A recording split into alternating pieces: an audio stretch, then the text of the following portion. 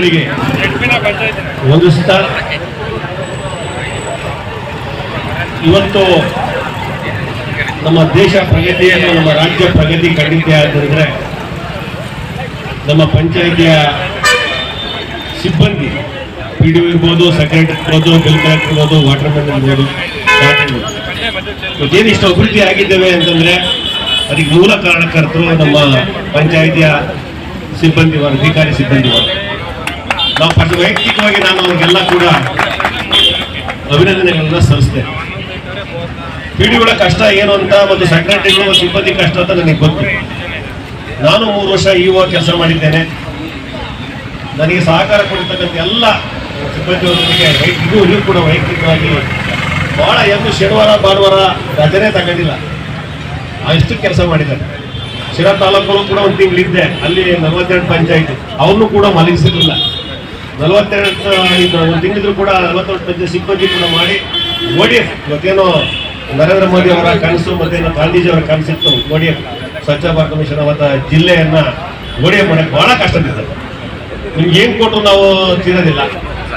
ಏನೋ ನಮ್ಮ doctor PR ಅವರು ಹೆಂಗೆ ಸಂವಿಧಾನವನ್ನು ರಚನೆ ಮಾಡಿದ್ರು ಅದೇ ರೀತಿ ನಮ್ಮ ಡಾಕ್ಟರ್ G ಪರಮೇಶ್ವರ್ ಒಂದು ಪ್ರಣಾಳಿಕೆಯ ಅಧ್ಯಕ್ಷರಾಗಿ ಒಂದು 3-4 ಪಾಯಿಂಟ್ನ ಇಂಟ್ರೆಸ್ಟ್ ಕೊಟ್ಟಿಲ್ಲ.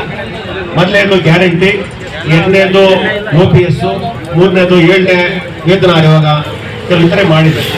ಈಗ ಅದರಲ್ಲಿ ಎಲ್ಲ ಕೂಡ ಈಗ OPS ನಡೀತಾ ಇದೆ, ಇನ್ನು 7ನೇ ವಿಧಾಯ ಕೊಟ್ಟಿದ್ದಾರೆ, ಗ್ಯಾರಂಟಿ ನಡೀತಾ ಇದೆ. ನಿಮ್ಮೆಲ್ಲ ಸಹಕಾರದಿಂದ ಈಗೇನು ನೀವೇನು ಬೇಡಿಕೆ ಕೇಳಿದಿರಿ ಇವೆಲ್ಲ ಗಮನಕ್ಕೆ ಮಾನ್ಯ ಸಚಿವರು ಗಮನಕ್ಕೆ ತರ್ತಾರೆ. ಅವರು ಕೂಡ ಯಾವಾಗಲೂ ನಿಮ್ಮ ಜೊತೆ ಇದ್ದಾರೆ, ಅನುಮಾನನೇ ಇಲ್ಲ. ಸರ್ಕಾರಿ ನೌಕರರ ಪರವಾಗಿ ಯಾವಾಗಲೂ ನಮ್ಮ ಸಚಿವರು ಯಾವಾಗ ಚಿಂತನೆ ಮಾಡ್ತಾರೆ. ನಿಮ್ ಕಷ್ಟನೆಲ್ಲ ಕೊಟ್ಟವ್ರಿಗೆ ನೀವೇನು ಕೆಲಸ ಮಾಡ್ತಾ ಇದ್ದೀರಿ, 1000 ಜನ 1000 ಹೇಳ್ಬೋದು. PDOಗಳು ಮತ್ತು ಸೆಕ್ರೆಟರಿಗಳು ಕೆಲಸ ಒತ್ತಡ. ನಾನು ಹೇಳೋದು ನಾನು ಅಧಿಕಾರಿ ಹೇಳ್ತಾ ಇದ್ದೇನೆ, 20 ಜನ ಮೆಂಬರ್ ಇರ್ತಾರೆ, 10 ಲಕ್ಷ 15 ಲಕ್ಷ ಅನುದಾನ ಬರುತ್ತೆ. ಅವೇ 20 CC ಕ್ಯಾಮ್ರಾ, ಯಾವ CC ಕ್ಯಾಮ್ರಾ ಬೇಕಿಲ್ಲ, ಯಾವ ಆಡಿಟು ಬೇಕಿಲ್ಲ. ಯಾಕಂದ್ರೆ 15 ಲಕ್ಷಕ್ಕೆ 20 ಜನ ಮೆಂಬರ್ಸ್ ಇರ್ತಾರೆ.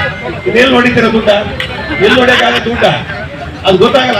ರಾಜಕಾರಣಿ ಅಂದ್ರೆ PDO ಮಾಡ್ಯವ್ರೆ ಅದು ಮಾಡಿ ಇದು ಮಾಡ್ಯಾರ ಅಂತೇಳಿ ಭಾವನೆ ಇದೆ. ಆ ಭಾವನೆಯನ್ನು ಹೋಗಲಾಡಿಸ್ಬೇಕು.